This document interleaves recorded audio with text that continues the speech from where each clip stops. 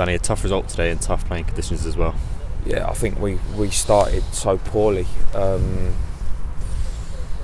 don't know what the reasons were. I don't know whether it's the travel. I don't know. But we started so poorly, and we knew it was going to be tough because of the conditions.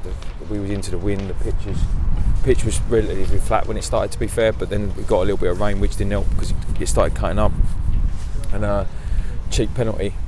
I know Jacob sort of gestured like he hasn't touched him. It looked like a penalty from where I was standing, but then you get the second chance because Mitch saves it and they're first to it, and I think that summed up the first half. If I'm honest, I think they were first to everything, and that included the second ball.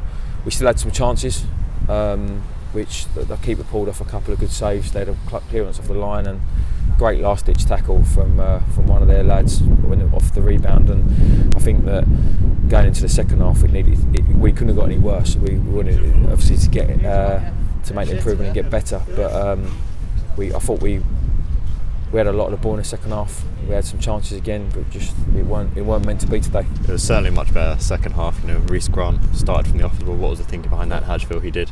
Yeah, again, like we've had this conversation with a lot of the players that we signed. Unfortunately, he's lacking a bit of game time. We haven't got time to sort of bed him in with minutes. He needs to hit the ground running, and he put a great shift in, and obviously it's a good signing for the rest of the season for us, and it was good that he got through the game time he did today.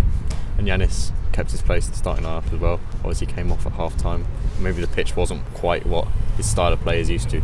Yeah, I think that look, again, he's another one that is his first game in a long while on Tuesday, and we tried to keep some continuity in the middle of the park. We lost Rowie last minute. We've lost Reece Miller, unfortunately, to the coronavirus with his family, and people that we thought might be fit today unfortunately weren't. So we were down to bare bones a little bit, but I still felt we had enough to get something here today, and we should have, but it was just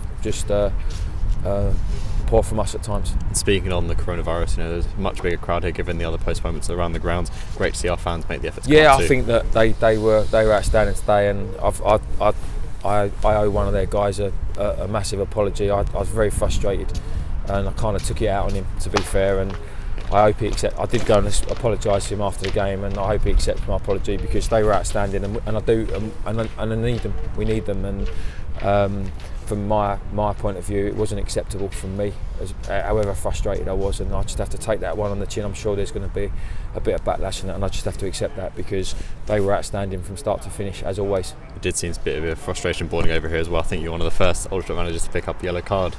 Yeah, I think that's my second of the season actually. No, look, I mean it's a heated game. They're in a relegation battle. We're in a relegation battle. You want to win games, and look, at the end of the day, we're all football people. We're passionate, and it comes down to the emotions. And sometimes they're easy to contain, and sometimes they're not. I think it was more handbags than anything, and it was what it was. And just looking back at the second half as well, number of crosses, number of balls played into the box, but it just seemed to be that final finishing touch that couldn't pull off. It's difficult to put the ball in the money anyway when the conditions are great, and when it's gusty and blowy like it is here today, you've got to be even more careful what you're doing, and we overhit quite a lot. So from our perspective, with the quality of it in our final third today was miles off it. And just finally looking ahead to next week's game, or potentially next week's game, we don't know what's going to be going on, but a massive game for us and a massive game at the end of the season too. Yeah, I think that a derby's a derby, and the lads, if they need any motivation for that, then I think we need to look at getting some new players, to be fair, because that's enough motivation for itself, and it'll be an opportunity for us to right some wrongs over the last 2 or 3 games and hopefully put those 3 points in the bank. And even with other clubs, looking ahead and up with the coronavirus as well, we'll still be preparing the same way as we always do. Yeah, we have to until we're told otherwise. We got a bit of false information early on yesterday that there was going to be the National League was going to follow suit, and you kind of are in and are in. What we're preparing for? Are we training today? Are we training to So it was tough, but it is what it is. And as I said, until we're told otherwise, we will be preparing for Woking on Saturday.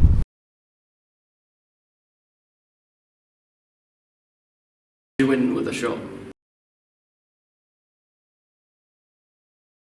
For more information, click the link in description. Click here for the next video and click here to subscribe.